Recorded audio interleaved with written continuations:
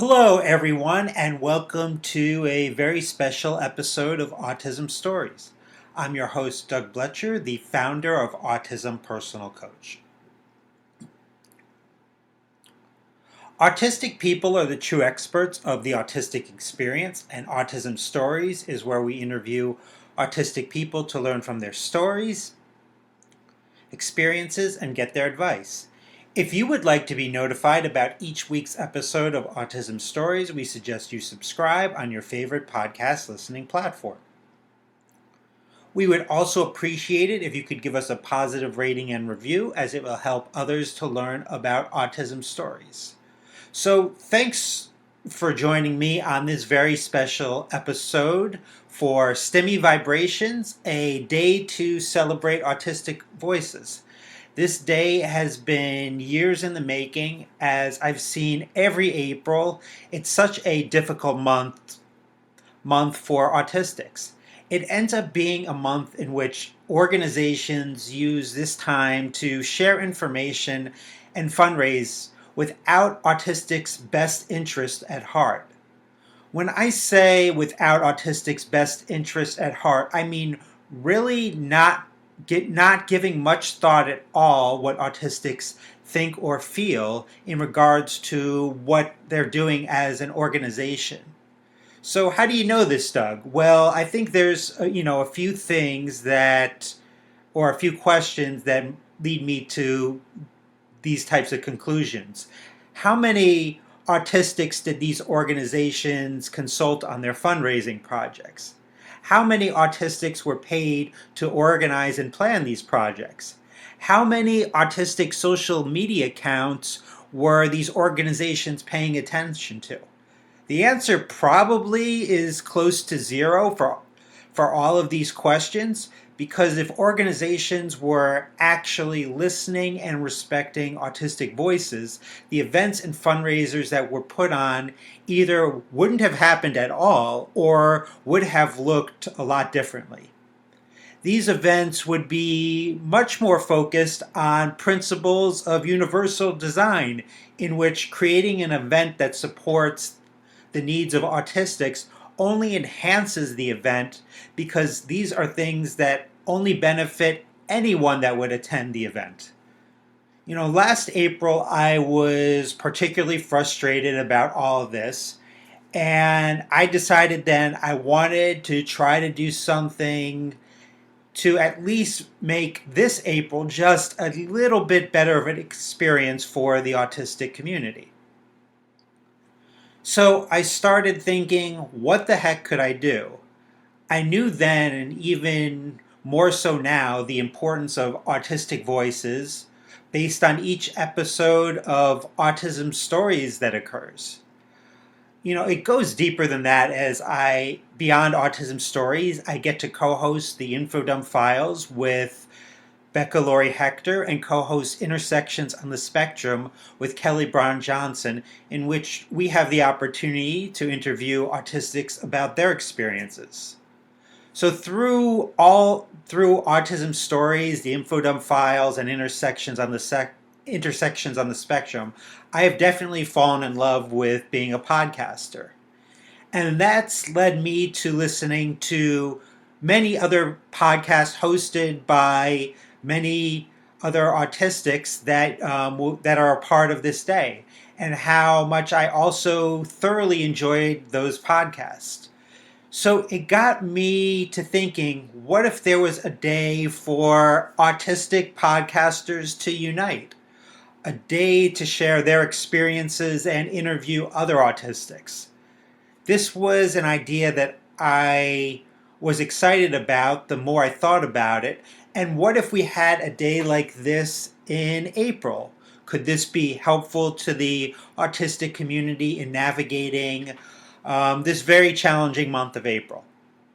I didn't know the answer to that, and I still don't. But when I do have an idea that just the thought of it brings me joy, I must pursue it with everything I am. And whatever the results are, I can live with that.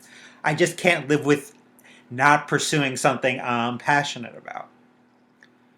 So when thinking about this idea for Stimmy Vibrations. I started out like I do with a lot of my ideas, just reach out to a few people in my inner circle, um, and I believe my partner, my wife, who said um, thought it was a great idea, and we should have a T-shirt as part of the event.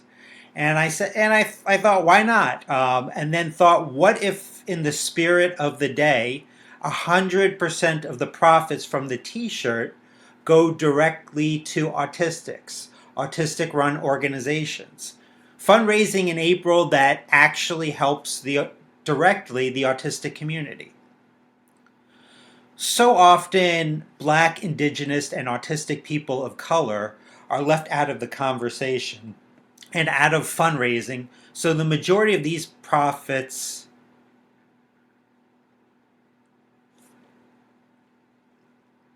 and I didn't want that to happen with this event. So most likely all of the money raised from anyone that purchases a t-shirt will be given directly to the Autistic People of Color Fund.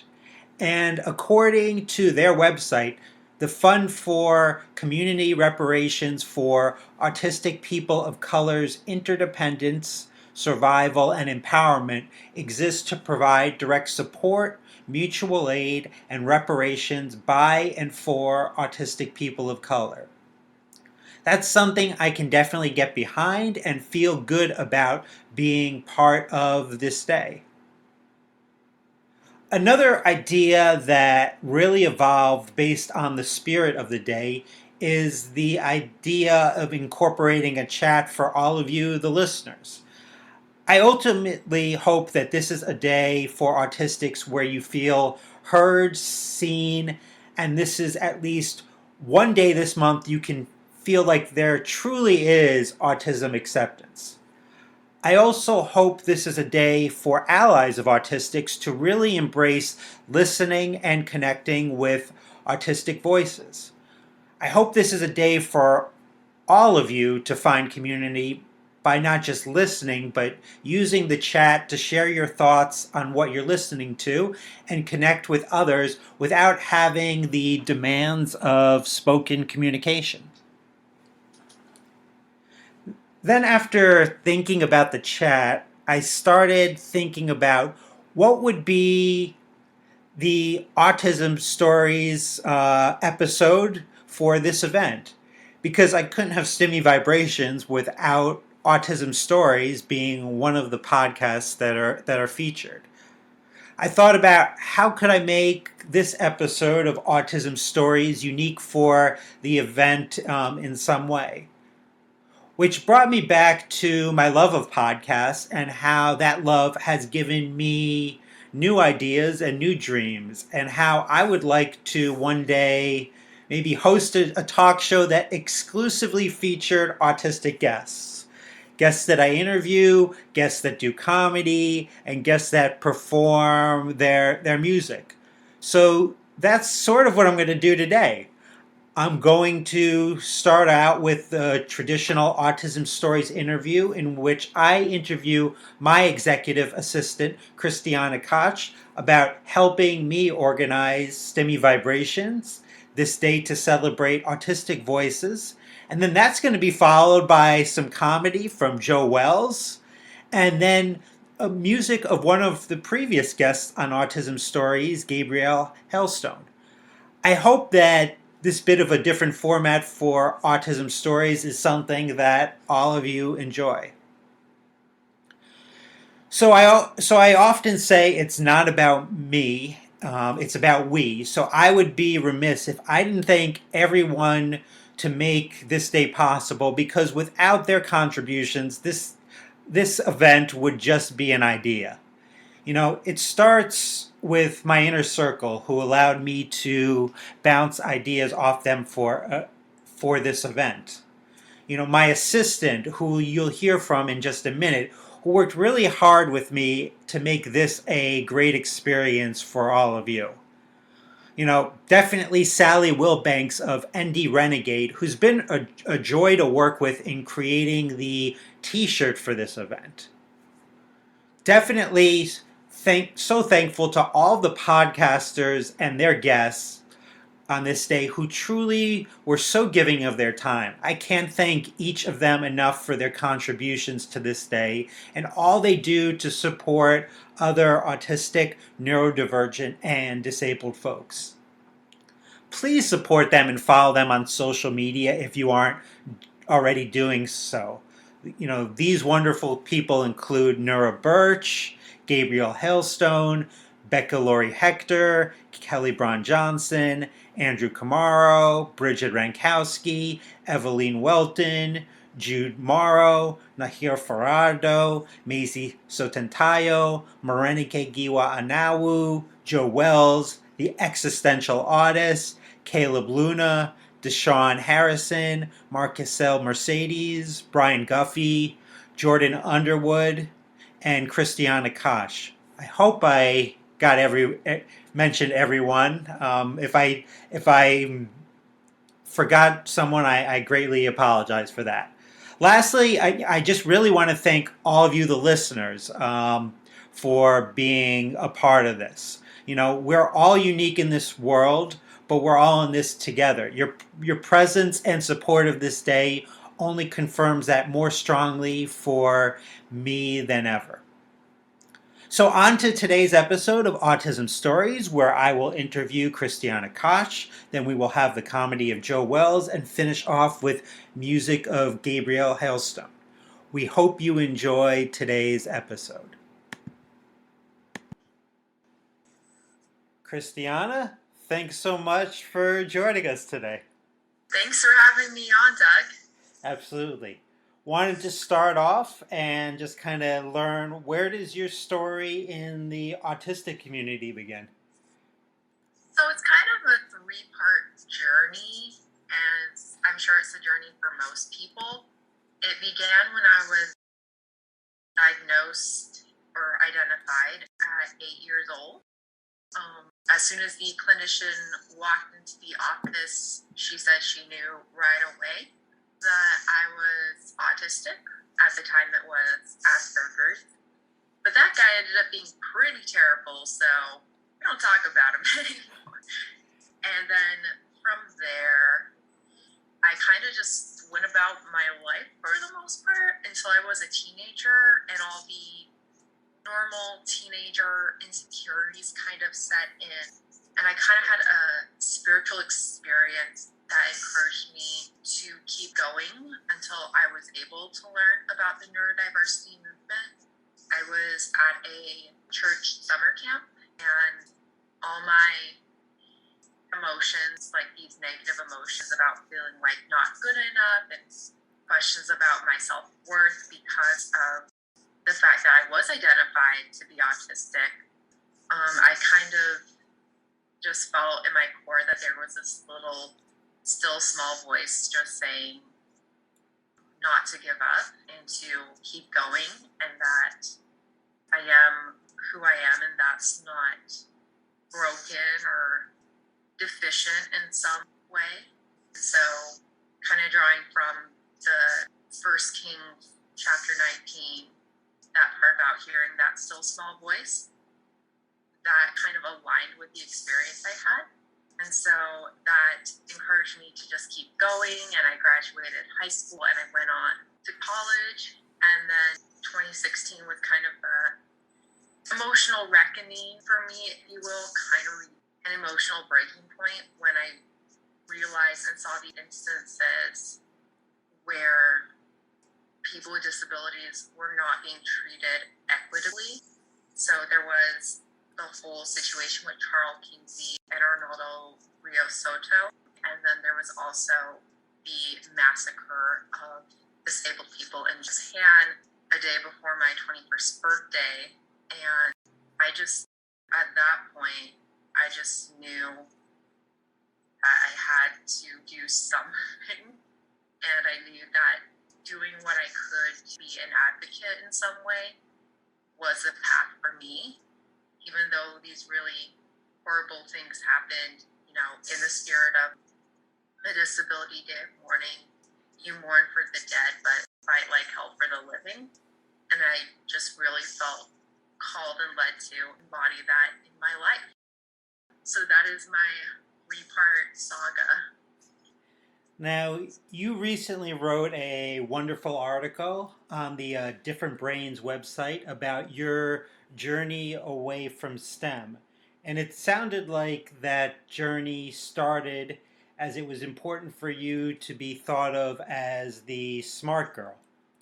What was the importance of being thought of as the smart girl for you, and maybe for other autistic girls out there as well? Yes. So I was kind of looking back and I feel like women have kind of started to come to this realization that we're taught to try to be kind of put on this like perfect persona, and that can apply to our academics. And been seeing and hearing a lot about how because we raise our girls to be perfectionists in academics, that they're not able to have the courage to take risks and fail as much as their male counterparts.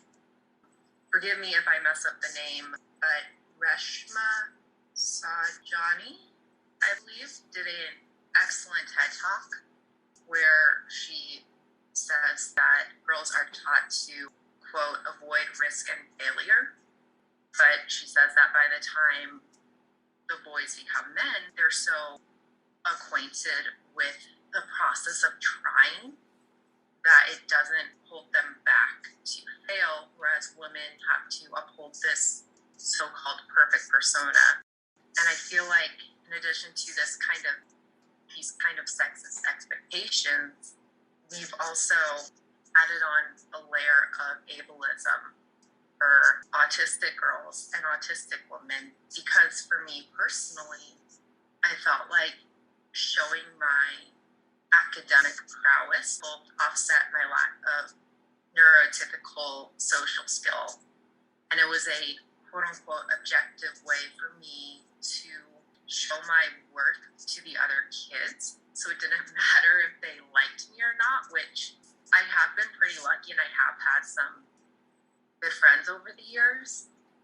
But it was always like a fallback plan for me. It was this like safety net that even if my social life was crumbling and it couldn't walk that tightrope, then there was a safety net of my grades and my quote-unquote intelligence to make up for anything that I felt I lacked socially at the time.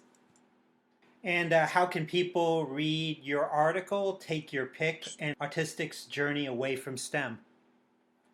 Yeah, they can read the full story at differentbrains.com. It is on their blog. I also shared it on my personal LinkedIn profile, and it has a happier ending once I'm able to learn about neurodiversity and kind of dissect these concepts. But yeah. So in the article, you talked about moving away from STEM as a field of study during college, as you realized this wasn't the best fit for you. Thinking about autistic girls who are about to start college and thinking about what major to choose, what suggestion do you have for them in making this decision? Yes, so I've thought quite a bit about that. And I think one of the main things is that you're not a quitter if you happen to find a different path that you like more.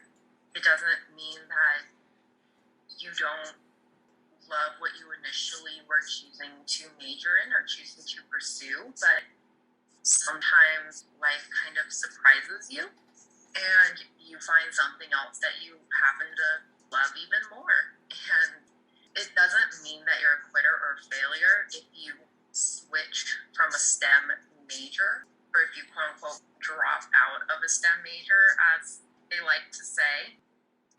And then the second thing that I learned when I was interviewing some of my peers I fortunately got to interview people from the LGBTQ plus community that were autistic, as well as autistic people of color that actually had parents who were immigrants to the US.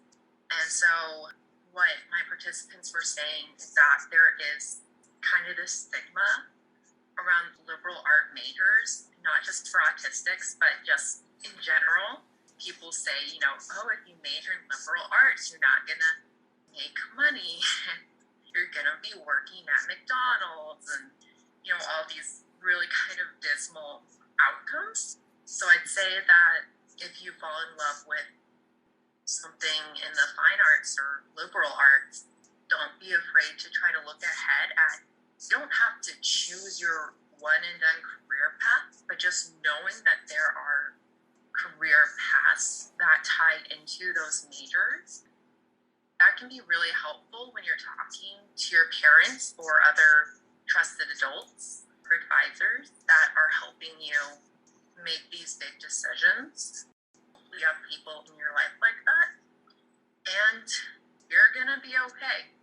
Things tend to have a way of working out, even if you get your degree in something that's not particularly lucrative. If you are able to find a way to provide for yourself financially, then that's usually all people that care about us want at the end of the day. So Now, after you graduated, you were looking into graduate school and took the GRE.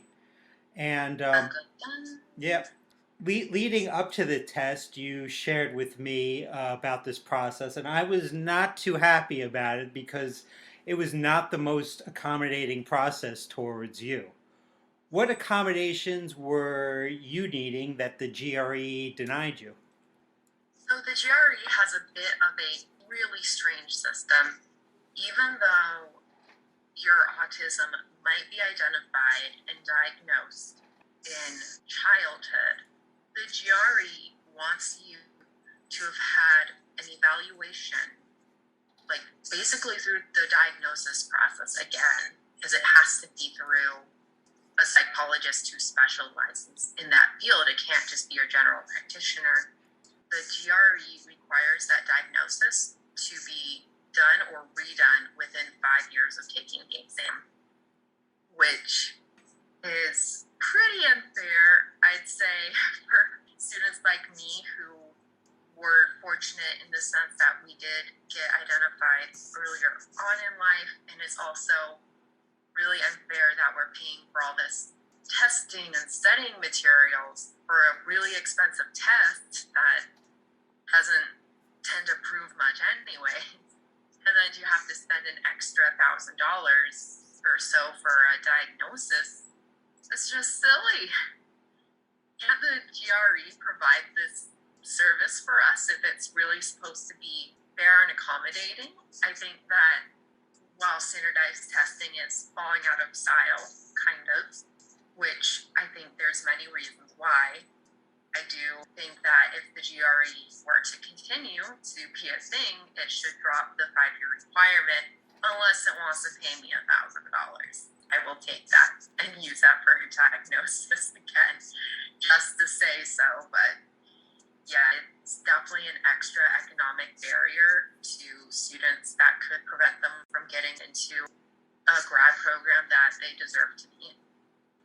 I think anything that is involved with the word standardized is problematic to me because I very much believe in individualized. So just starting out with that word, I'm like, I don't know about this process. Yeah, it was a 4-hour test. It was incredibly grueling, and I did not get my accommodations, even though I provided my academic records from college and everything. I just had to take the test and see what happens, and I was able to guess okay to where my scores are tolerable for programs. But yeah, I hope that more schools will continue to drop the requirement of the GRE. Now, present day, I get the privilege to communicate with you multiple times a week as you do a wonderful job as my executive assistant.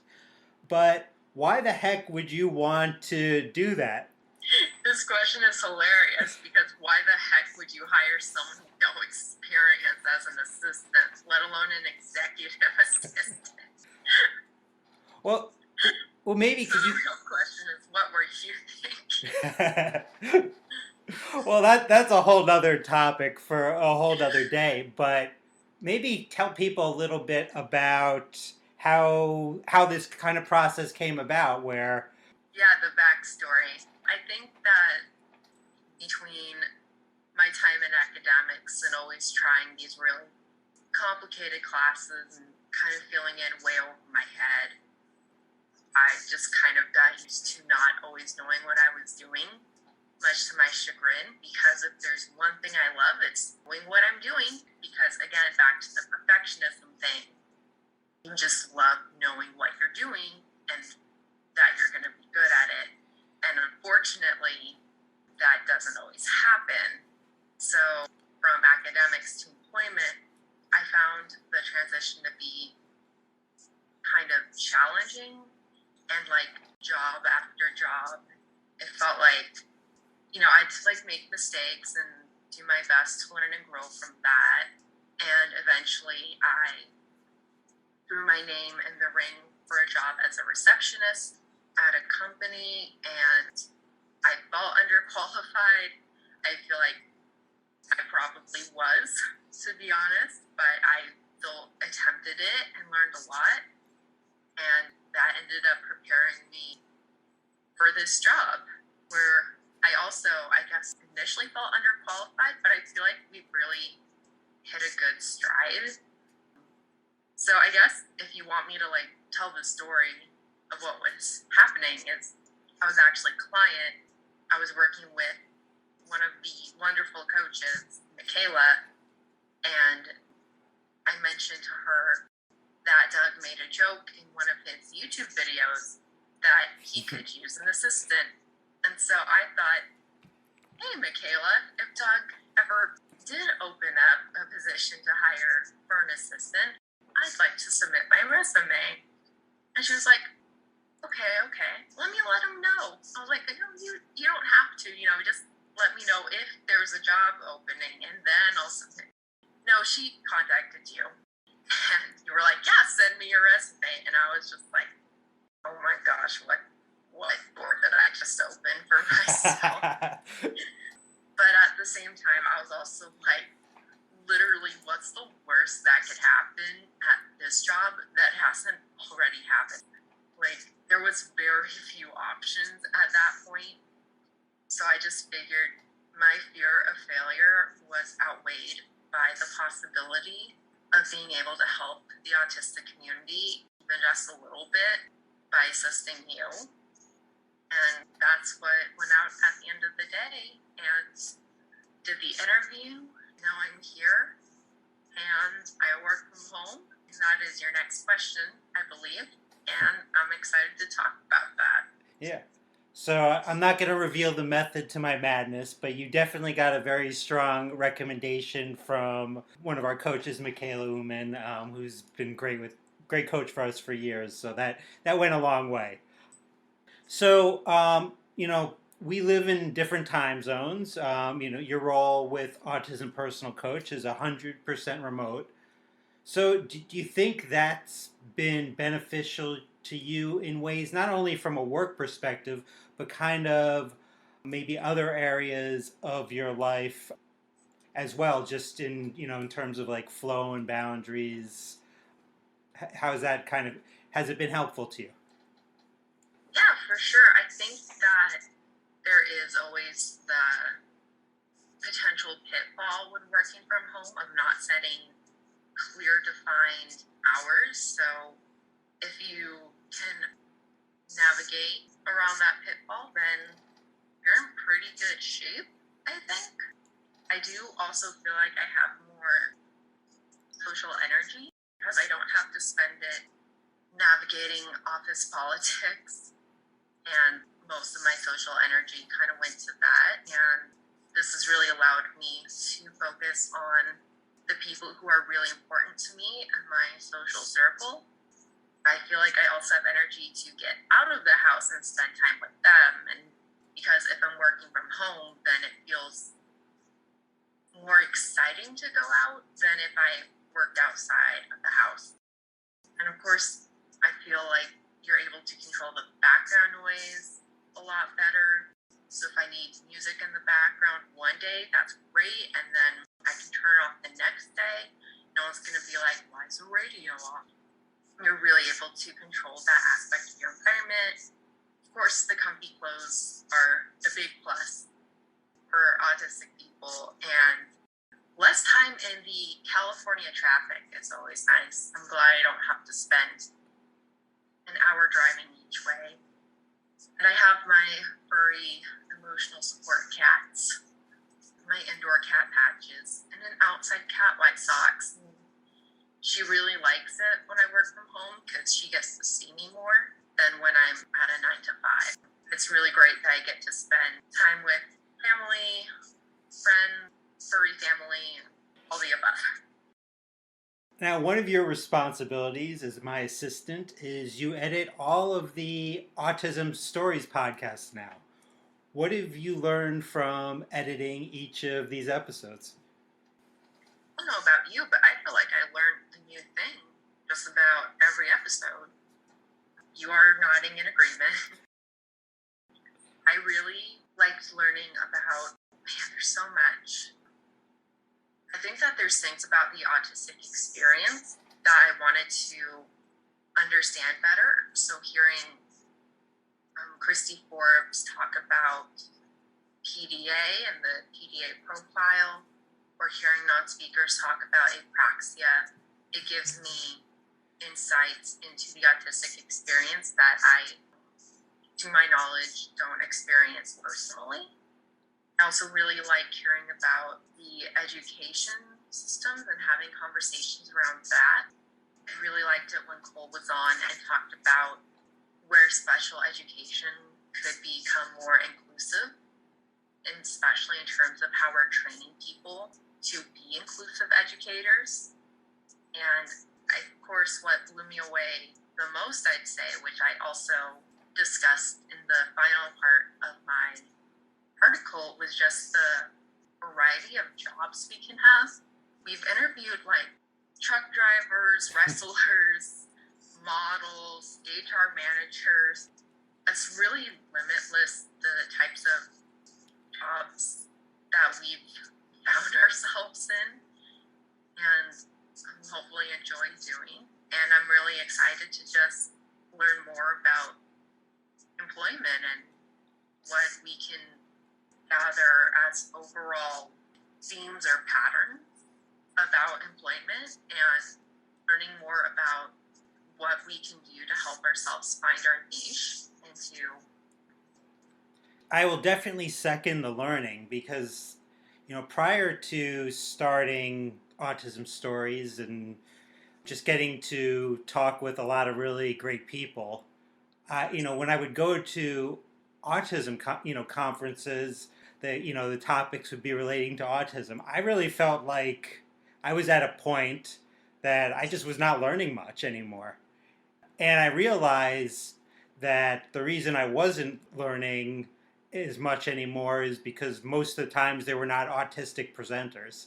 So I was not learning about, I always say at the beginning of each episode, autistic people are the true experts of the autistic experience. So I feel like I get an opportunity once a week to learn from experts. So yeah, absolutely. We'll second that on the learning. So speaking of podcasts, you've been a crucial part behind the scenes of making this day, Stimmy Vibrations, a day to celebrate autistic voices happen. I doubt this event would have happened without your help. In fact, no, doubt is not strong enough. This wouldn't have happened without your help. So I'm so grateful. We've been talking and working on every last detail of this event together for months now. Basically, lots and lots of executive functioning. if we do this event again, what do you think should we do to improve this process? That's a good question. We'll have to see how the day of goes. I think that will reveal a lot of insights into what we can do to make it even better. And I definitely do think we can do this again. And of course, you are the one that came up with the idea. So, yes, I do think it took both of us to pull this off. Credit where credit is due. Don't try to get out of it. I would, I guess, love it if we could maybe do something live on the YouTube platform, if possible. I wasn't quite sure how to do a YouTube live and show YouTube videos at the same time. But if someone knows the technicality of that, that would be so great. I would love to know that, because I think just having it up on YouTube is a pretty accessible platform. People know about it. So I'm definitely open to exploring different platforms, seeing which ones might be a good fit. I'd love it if we could maybe keep expanding it from podcasts and having a few more, I guess, talents, because we're having Gabrielle for music, or Relly is the stage name. And I'd love it if we could have on more comedians or musicians, or just to kind of, I guess, break up all the information, just to keep the variety in there. And I think it'd also be fun to do an interview the day of, in between the pre-recorded stuff, to be able to schedule a time with, we're going to have so many great interviews today, but let's take, for example, Maisie, and if we could play her excellent 40-minute interview and then do a 10-minute follow-up with one or two questions that we give her in advance, I think that'd be really engaging. Because if someone asks a great question in the chat, Maisie could respond directly to it. Yeah, I'm excited to see where it can go. And what do you hope, the people that listen into the podcast and participate in the chat take away from this day? I definitely think that it will help give us a sense of solidarity in a month where it's easy to feel alone and isolated. I hope that we're able to learn something new. I know that I always learn new things when I'm going through these podcasts, and I hope other people get the same joy from learning something exciting. And just to remember that, just remembering that we are here, we are a community, and we're stronger as a community than we are as individuals, I think it's really helpful, and that helped me through a tough spot or two. And I definitely agree that I hope Stimmy Vibrations uplifts the community, not on April 2nd, but hopefully throughout the month. So whether it's with Stimmy Vibrations or with Autism Personal Coach, or in other ways, what do you hope your future is in terms of ways to support and uplift the autistic community? I am trying to, kind of similar to the whole college major debacle, stay a little flexible with how this happens, because there's so many different ways to promote inclusion of autistic people in different spheres of life. Currently, I am taking prerequisite courses that I did not initially take for occupational therapy. There's been some exciting changes in the field that are becoming more neurodiversity affirming. And I think it could be really exciting to play a part of that and to be a part of this movement in OT. But I still have to get through a few of the prerequisites, so we'll see how that goes. I know that there's a lot going on in terms of transition age and helping autistic teens and young adults kind of find their footing in a very scary and confusing time of life, and I'd love to be able to come alongside the next generation and support them in the someone that can say like, yeah, I've kind of been there, you know, like this is kind of how we can help you find your way through these situations and, you know, achieve this and navigate higher education and the workforce. It's also confusing and overwhelming. So just having autistics be able to support and empower other autistics, I think is really important for all fields, especially IT. If for some reason that doesn't end up being my path, I am still very interested in disability studies. I love the academic field. It's growing. It's so exciting. I try to keep up with the Society of Disability Studies and their academic journal. It's free online because scholarship should not be guarded behind a paywall or trapped in an ivory tower. Scholarship should be by the people, for the people.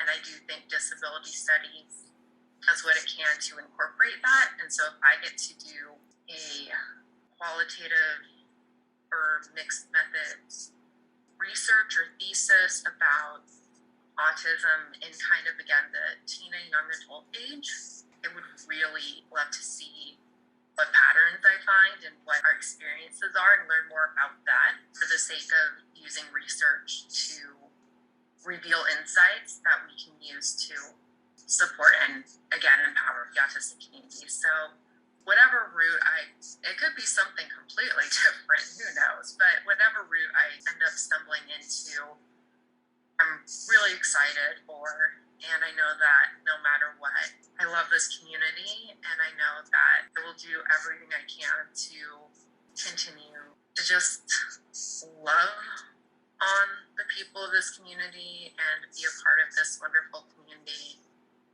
Well, whether it's with Autism Personal Coach or whatever route that you take in the future, I know that you will have a very positive impact. So, Christiana, thanks so much for joining me today.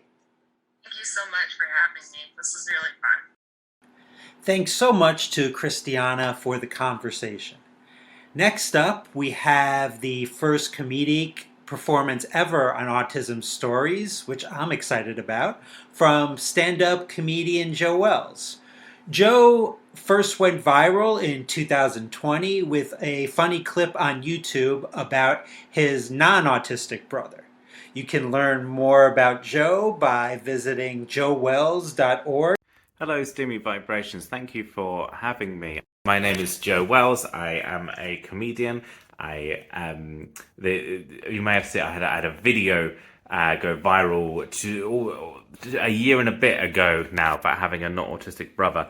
So that is the reason why some people may know who I am. It was a weird thing. I never had a video go viral before. Had some backlash. Some people saying that I shouldn't say that my brother is not autistic. That's not the correct term for not autistic people. You should say my brother is a person with an autism deficiency. That's what you meant to say. I had this it's weird doing stand-up and talking about being autistic online. A lot of people don't believe that I'm really autistic because they say you can't be autistic and do stand-up comedy, which I think is a really weird take, because what is stand-up comedy? It's just having a long one-way conversation covering all of your special interests. I think it's perfect for us. But anyway, here we are. I'm Bus. I'm very grateful to for doing this, having me on.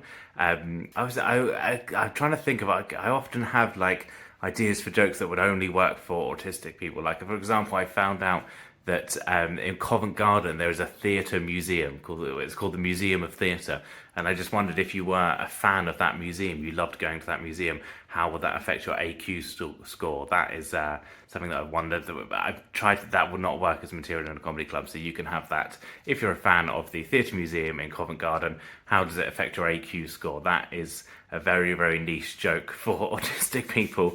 Okay, what shall I do? I'll tell you a story. It's a story which I think sort of, for me, describes a sort of neurodivergent way of thinking, which I think is beautiful, and I think it shows the sort of how thinking differently can be beautiful. When I was about 8 years old, we had an assembly at school, and the assembly was this: that a local man owned a tortoise, and he brought the tortoise in the school. That happened in the 90s. They just let anyone come in and speak at primary schools. And this guy comes in, he's got a pet tortoise.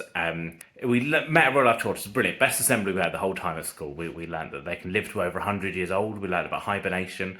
We learned about what they eat. It was brilliant. At the end of the assembly, the man who owned the tortoise told us that she didn't have a name. She was almost 100 years old, this tortoise, but she'd never been given a name. And it was decided there and then that we'd have a competition in the school to name that tortoise. And the winner of that competition, that would become her tortoise name for the rest of her tortoise life. So I was about 8 years old. I was a strange little autistic child. And I thought differently to the other children. They all gave sort of normal names to the tortoise. But I suggested that we name the tortoise Padnell Infant School, which was the name of the school that we all went to. My reasoning was this. I said if we name her Padnell Infant School, every time she hears her name, it'll be a lovely reminder of her day at Padnell Infant School. She hasn't had a particularly exciting life. She just lived in a box in a man's house in a suburb of Portsmouth. But one day, she went to Padnell Infant School. Maybe the best day of that tortoise's life. Every time she hears her name, lovely reminder of that day. Even on the last day when she's put down to hibernate for the last time, she knows that she may never wake up again from that cold winter. Her owner would say to her, "Good night, Padnell Infant School." She would hear her name and she'd remember that day meeting all the children at Padnell Infant School, and she'd go, "Oh yes, that was a good day," and that would be her last thought on this earth. And I know that's a weird name for a tortoise. I was a weird child, but actually, when I look back on it now, and I think a lot of autistic adults will have this experience, I look back on me as a weird child and I think, wasn't that cool that I was weird and different and thought differently to other children? I think that story really shows why it's important that we have people with different brains, so they think differently and come up with unusual things like calling a tortoise Padnell Infant School. But anyway, long story short, I came second to some prick who wrote Shelley, and I still think about Shelley every single day. I'm still angry about that great injustice. Thank you for having me at Stimmy Vibrations. I got a book out in May. It's called Wired Differently, 30 Neurodivergent Who You Should Know. Ostensibly it's a young adult book, but there's nothing that they can't stop you buying a young adult book if you are an older adult. There's nothing, just buy it anyway. So that will be out in May. Whenever I talk to other autistic people, I always tell them to read Polly Samuel. If you want her books, then they're under the name Donna Williams. But read her work because it was brilliant, very important. Yes, that's it for me. Thank you for having me. Bye. .uk. Now here is Joe Wells. Next up, we have some music for you. 2 songs from the first song is Who Am I? Followed by Noise Cancelling Headphones. The first song makes me think, and then the next one, Noise Cancelling Headphones, makes me want to stim dance. I hope you enjoy both of these songs as much as I do. Now here's Relly. Hey guys, my name's Relly. I'm an actually autistic recording artist. I've prepared a little show for you today for autism acceptance, and I hope you enjoy it. 3, 2, 1.